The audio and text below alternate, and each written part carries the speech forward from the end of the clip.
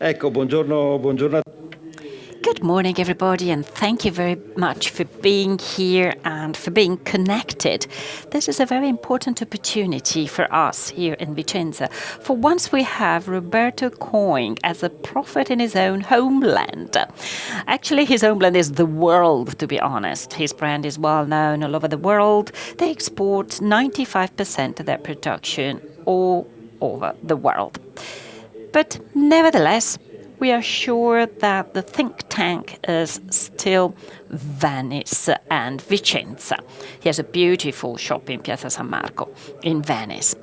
It is a rare opportunity because we know that Roberto Coin is a protagonist in Vicenza, but he doesn't usually show himself too much. He likes to work in the background, in the back office. But we've got him here with us today.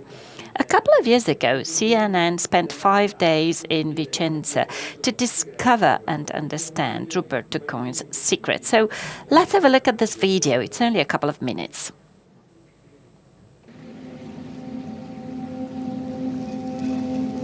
Being a designer or a creator or an artist in Italy means you are searching continuously for something new. It is in your blood, is your way of life.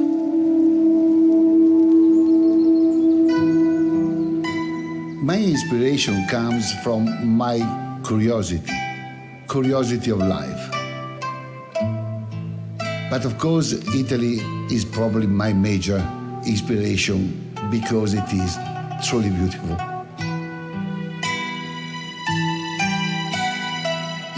Then you dream about these ideas. How can I make them in gold or in platinum with precious stones? I can tell you 1,000 stories about the ruby, and they're all magical and they're all extremely interesting. Many years ago, I discovered the legend of the Pharaohs. They believe if the ruby touched the skin of a woman, it brought automatic prosperity, longevity, and happiness.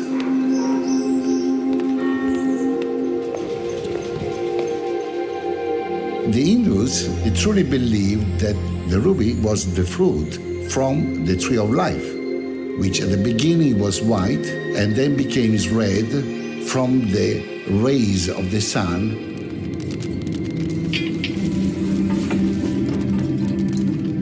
The ancient Burmese believed that the ruby had a special power, and this would truly protect them from being hurt during the battle. I see fury, I see love, I see blood, I see the beautiful sun. I see red Valentino dress, I can see the red Ferrari. That's what I see in the ruby. Each piece of Roberto Coin jewelry has a ruby. It is a magical surprise. The ruby is purposely set inside to be able to touch the skin of each person which wears them. A lot of people say, Roberto is only a little ruby. Oh my God, it is a little ruby, but a beautiful, beautiful story. I'm Roberto Coin, and I want to share with you the legend of the ruby. The ruby is the heart and soul of my jewelry.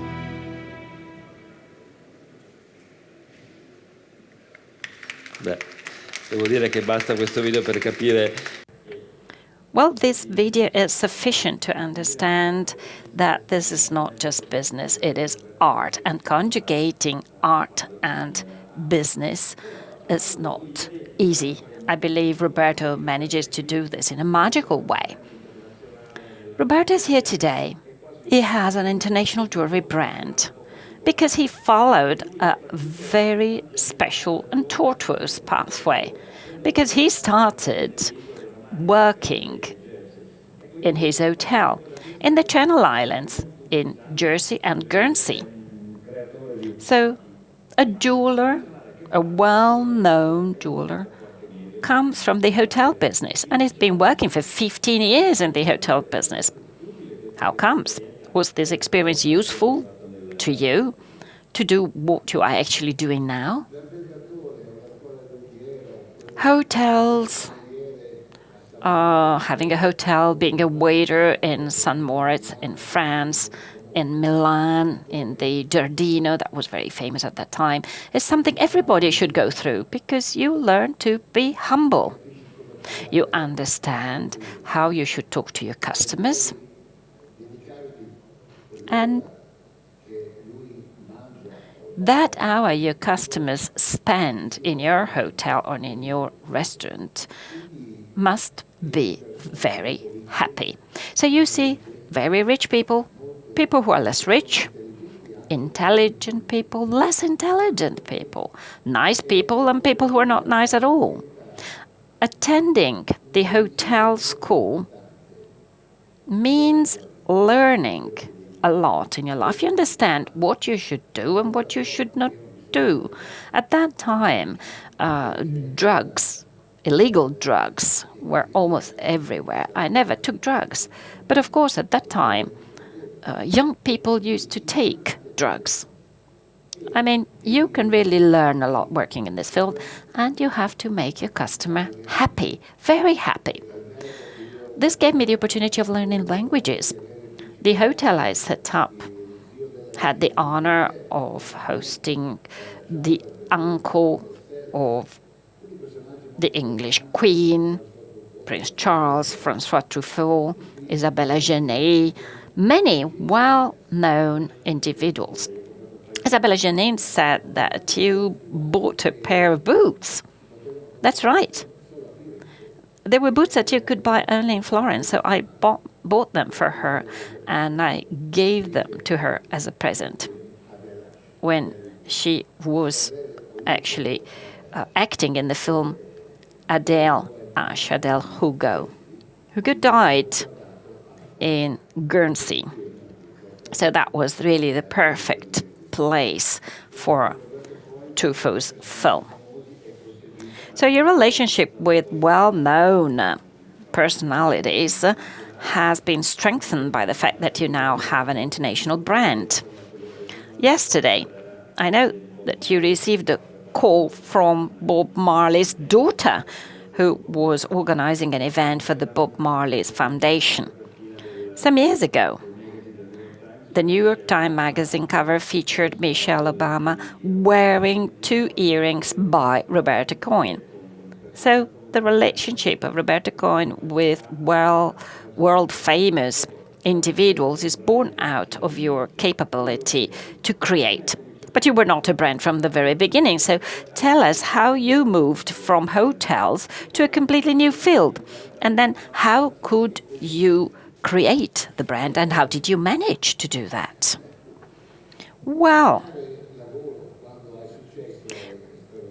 it is extremely difficult to change your job when you're successful, but I fall in love day after day. I love life. I love people. I love beautiful things. I love eating. I love my family. I love life, and I keep falling in love.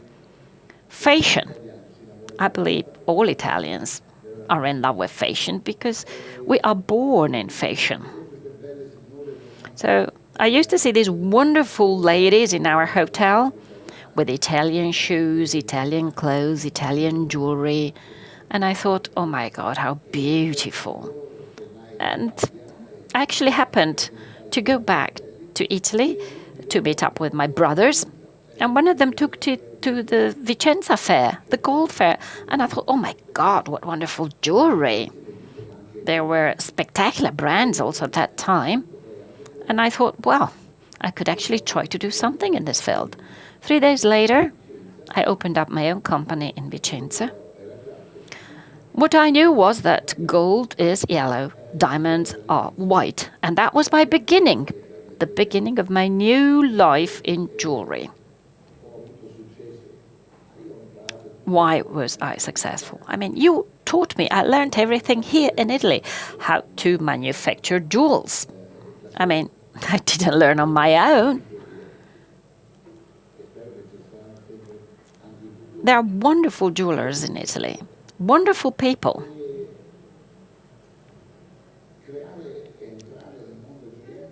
Working in the world of jewelry gave me the opportunity of reaching 117 countries.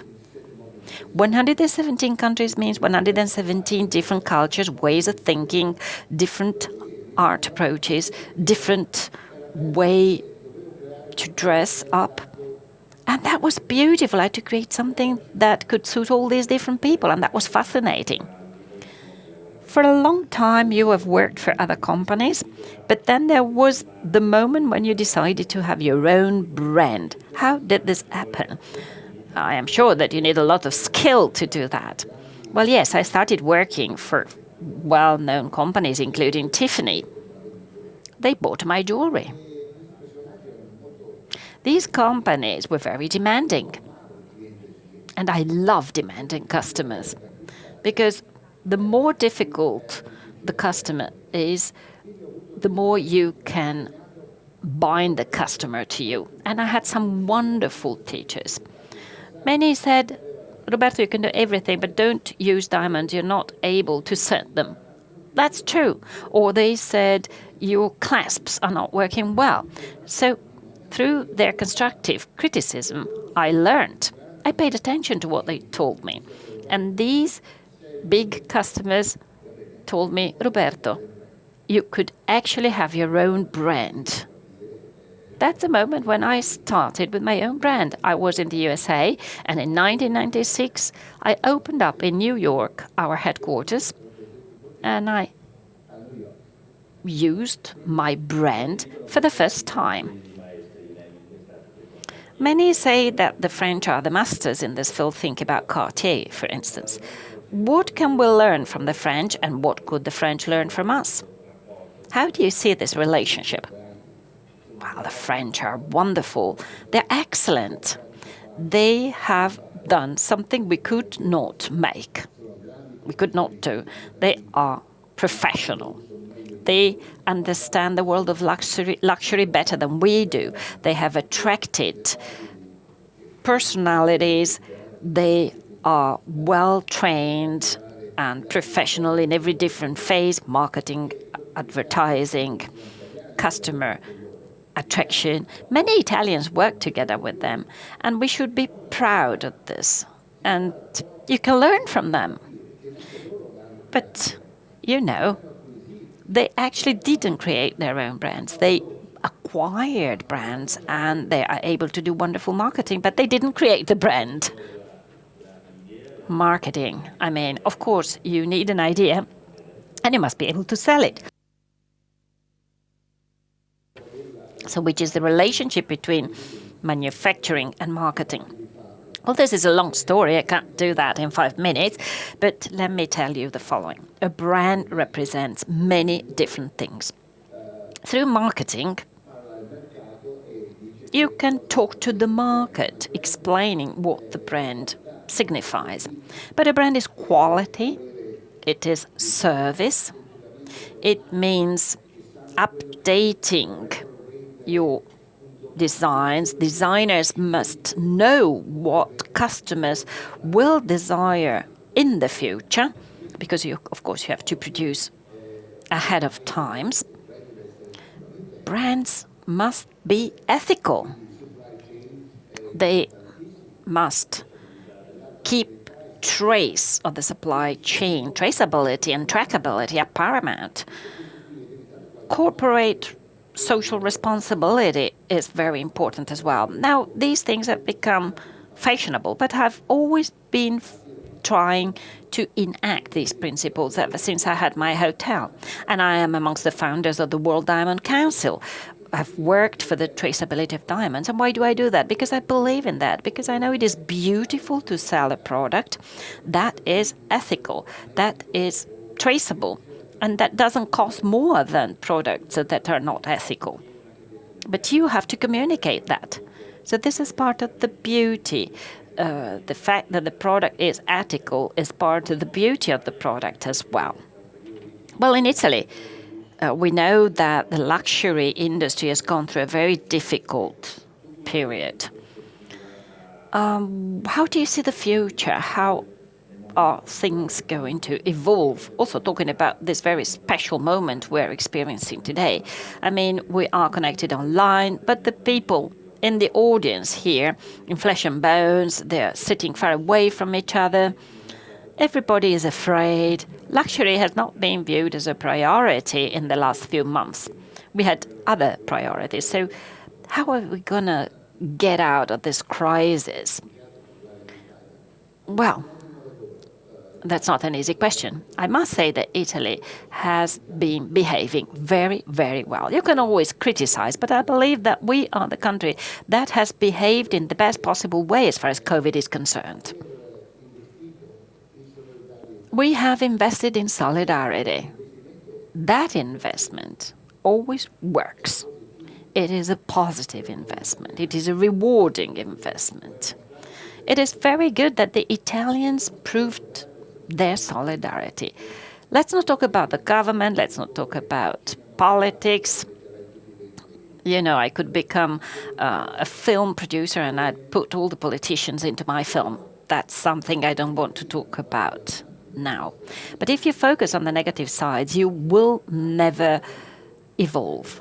We must be able to get out of this crisis also, if possible, without the help of the government. Of course, we would like banks to be more flexible. Small is beautiful, we all know that, but it doesn't work. It cannot work any longer. Small companies have no chance unless they work for other well-known brands. But of course, you must be able to provide the quality that big brands require. You must be able to provide the service. They demand perfect quality, perfect service, and you have to invest. You have to buy the most efficient machines.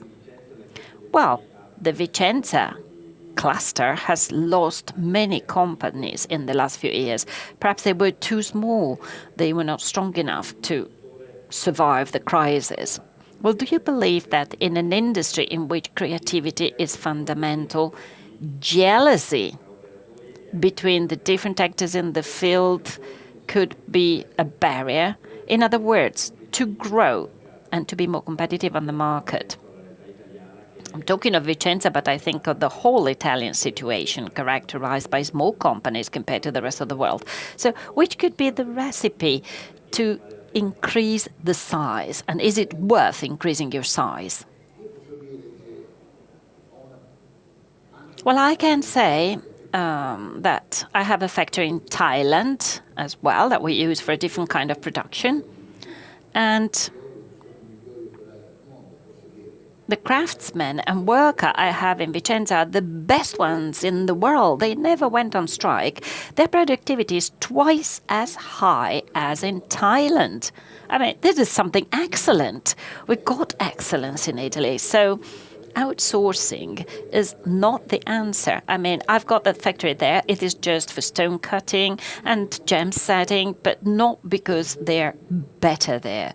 Simply because it is extremely complicated to work in Italy. Small companies have to dedicate 2 weeks a year just to obtain their license and to do all the red tape, the bureaucracy. Personally, I've never thought how we could put together 20, 30 small companies to make a big company. So I can't give you an answer, but this is certainly a melting pot of ideas. Italy will go on being the melting pot of ideas for the world. Look at our history. We love beauty, but creativity, unfortunately, is not enough. I love the south of Italy. I mean, if the south of Italy woke up, we would have the best ideas in the world for the next 300 years. They have amazing creativity. Their creativity is superior to the one you can find in northern Italy. They're fabulous. So let's wake up, because creativity is not enough. Passion is not enough. You need many other characteristics. There are many groups that are better structured and that love this creativity. So therefore, many companies of top quality I'm thinking of very important trademarks can fall prey of some foreign groups. I'm sure you've also received some offers in the past and people wanted to buy your company. Do you believe this is something good or bad? Should we keep these companies in Italian hands or should we accept the offers? Because this is very important. We have seen this in many different industries with large groups acquiring and buying Italian companies. Is it good or bad?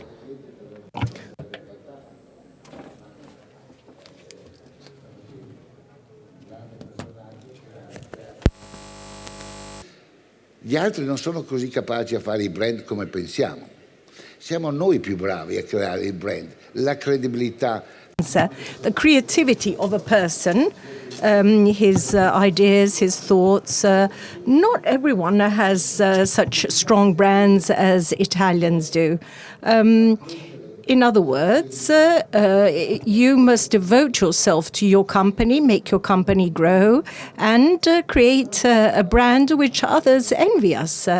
But thank goodness, there are some companies which have ended up in foreign hands. Bulgari has created a great company in Valenza Po, whether we like it or not, but at least it's still in Italy. I would love, however, these companies to remain in Italy.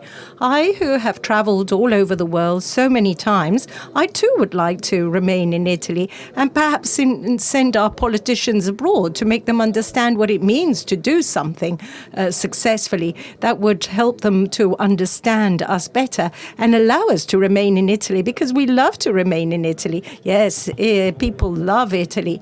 But if there's a young person who has the same passion for what is beautiful as you had, and the wish of transforming this into a business, which is not that automatic, because passion is great, but it's not enough. You need other talents. For a young person wishing to set up a startup in this field, in this given moment, would you advise him to start, or would you tell him not to do this? What advice would you give him or her? Well, young people nowadays are wonderful. I have my youngest son. He's 26. He's wonderful. There are politicians, however, in the world and other people in the world who are not that great. But our young people are talented, they're prepared, they're educated. All they need is a computer and speak English properly, and they can travel all over the world. And in our field, in our industry, it's fantastic. I traveled all over the world. I met princes, kings, wonderful people who are more intelligent and more interesting than others. The world is a beautiful place. Perhaps we haven't attracted the right people to help us in this world of Italian jewelry. Perhaps we haven't attracted the right people. We have to attract them. This is a wonderful industry, the one of jewelry. To be in contact with people, it's so great. But often we cannot ensure a future for our industry. But these people must learn. They must enter companies easily. You don't need so much bureaucracy. There are so many companies which just don't want to hire young people any longer. If they go abroad, they receive 600 euros or dollars a month, and they accept it because they're proud to be Italians and they're doing a great job. But they are ashamed of doing this job if they do it in Italy. This is really a problem, yes, but Italians do things in many cases better than abroad, and they exploit the given system. Yes, but I can assure you that for an Italian, well, whatever problem you set in front of an Italian, they'll find a solution. Okay, now I have another question. In the past, when you were there was no internet. Now instead we're all online. This meeting is available in streaming. Everyone can see this, even in sheds in faraway places. And this gives a great potential to young people.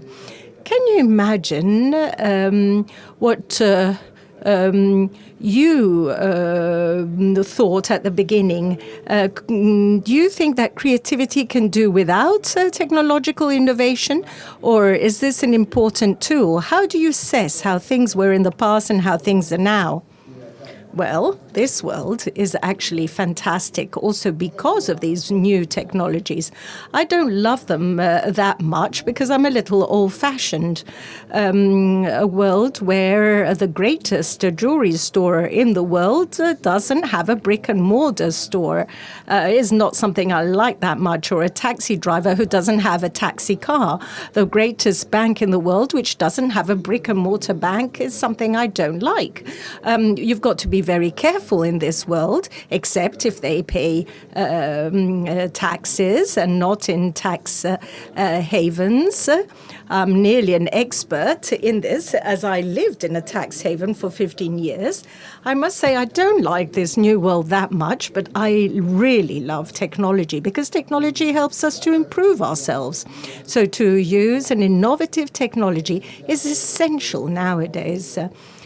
I've always believed in diversity, which is always essential. I've always wanted to do different things. Diversity and innovation is the future.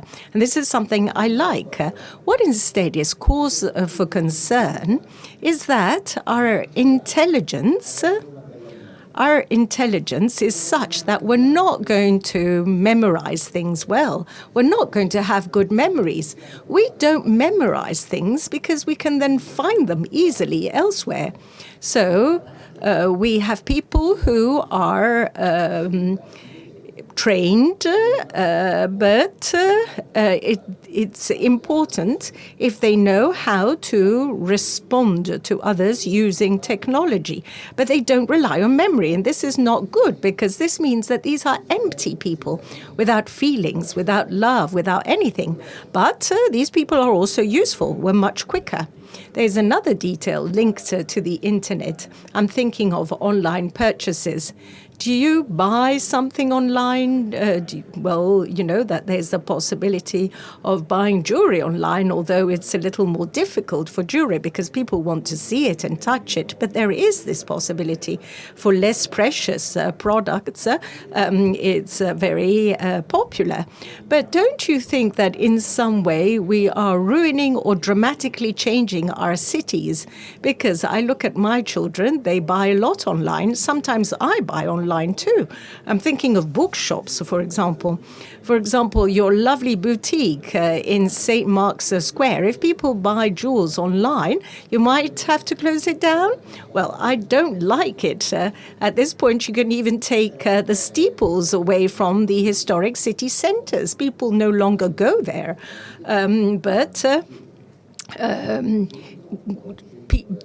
People say, do we want a city centre, or is the centre of it all our mobile phone? I don't like this. Well, I'm sure that people will come to Italy because Italy is truly beautiful. But you can also visit the Italian museums simply looking at your mobile phone. So we will have to reinvent ourselves, just like we've always reinvented ourselves. I love the old-style approach. Italy is the museum of the world. It should also become the store of the world. But in Italy, everything's complicated. Even retail is complicated. Italy should be the restaurant of the world. We are the world. We are capable, but perhaps we're not as good as we think we are. And so we have to put ourselves at stake. We've got to really try to improve ourselves because our customers want the best service, the best price, and the best quality. And so we have to improve ourselves. We have the capacity to do this. Let's just do it. Okay, now a more curious question, frivolous if you wish, but it's also interesting. You were lucky to meet many famous people, and many women started wearing your jewels. Which is the most beautiful compliment you have been most proud of when you saw a woman wearing your jewels? Is there a moment in which you felt you were so proud? You saw some people gratify your work by wearing your jewels? Well, frankly speaking, Michelle Obama, she bought her earrings from me. I was so happy. Oprah Winfrey, a great friend, a great client, not really a friend, but a great client. So I'm happy when I have women wear my jewels without having to pay them to do this, and I can give the money in charity. And so, for me, it's great to see my jewelry worn by famous women, but it's important that I don't have to pay for this so that I can give money to charity. And I've given a lot of money to You Face America for this purpose, for this reason. Now, instead, let's ask a question which concerns Vicenza.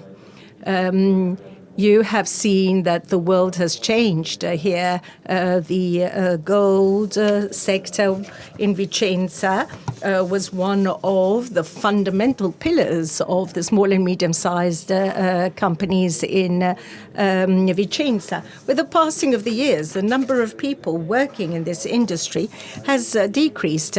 Aren't we running the risk of losing a whole heritage? Because if the son of a goldsmith doesn't become a goldsmith, we will run the risk of losing the heritage and know-how. And don't you think that if we reduce this industry further, we're going to lose the tradition and the history of this field and that of a profitable economic activity? Well, this doesn't just concern the jewelry trade. It also concerns other industries. But in Vicenza, I learned how to be an industrialist. I had nothing to do with this world. I saw these people who were investing and spending money to buy the very best equipment and machinery. Perhaps we've taken away the wish they had to reinvest. And who is responsible for this? We all know who is responsible. Instead, we should give this back to them. So you're a master in connecting business and your art. And so you do works of art, but you transform this into an entrepreneurial activity. Sometimes there's a contrast. For example, you design a jewel in a certain way because you know that the market is interested in this, or do you do it just because you like it that way? How do you find a compromise? Well, I was lucky. On the one hand, I was a businessman in the hotel business. I was very prepared in this field, and I fell in love only later with creativity. So I'm a businessman who loves creativity.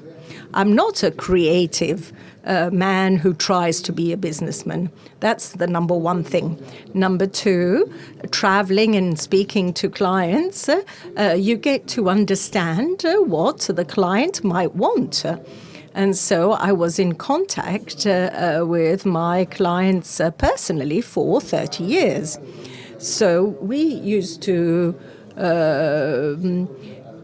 since 1996, we had great events, and all my events had flowers, and I had contacts, and I knew what my clients were looking for. And then I started making jewels. I make the jewels I like, and I use an expression which someone far more important than me used years ago, Giorgio Armani. Some journalists had asked, what does branding mean? What does branding mean? He said, branding is the imposing of my taste on others. It is my taste imposed upon others, and I can't do anything if they don't have good taste. Well, usually, if you impose your taste, you must put the word impose in inverted commas, but it's obvious that if they don't have good taste, this is a major challenge. Well, between having a company in the United States and having a company in Italy, what practical difference is there? An enormous difference. And this is what I'm really sorry about. Today, you have plants, you have workshops, but you have more staff working in accounting and control than the actual people involved in production. It's a great difference. In the United States, it is easier. Yes, but I like difficulties. And so I've tried to remain in Italy too. But it's difficult. We have to admit this. Yes, I must say that this is a lovely chat. We've met Roberto Cohen in a different way. Please give a message to people in this industry coming to Vicenza in these months after all these months of difficulty. It's impossible to have a recipe. What advice can you give the people of this industry for the next few months and next few years? I must say the truth. This is a difficult situation for us too. COVID has created problems which in the past were unknown. I must say that the Italian exhibition group received our support because we were amongst the first, they were the first to make proposals to recover after COVID. But this is certainly a period in time in which the group will lose money. But there are a lot of people who have come, who have turned out, a lot of journalists who have turned up. Markets are difficult. We've lost business, but not only ourselves, even our clients. Our clients will also tell us what they will be looking for in the future. What I can tell you is take care of your clients in the very best of ways and try to grow with what you have. And let's wait and hope that the gates of heaven open another time. Thank you so much, Roberto Cohen. I have been enriched in listening to your story and to your words. I think it's useful for all those who have followed this chat. I think that this fair, the jewelry fair, has been opened despite the difficulties. It's a great example not to give up and to face up even to the most important challenges. Thank you.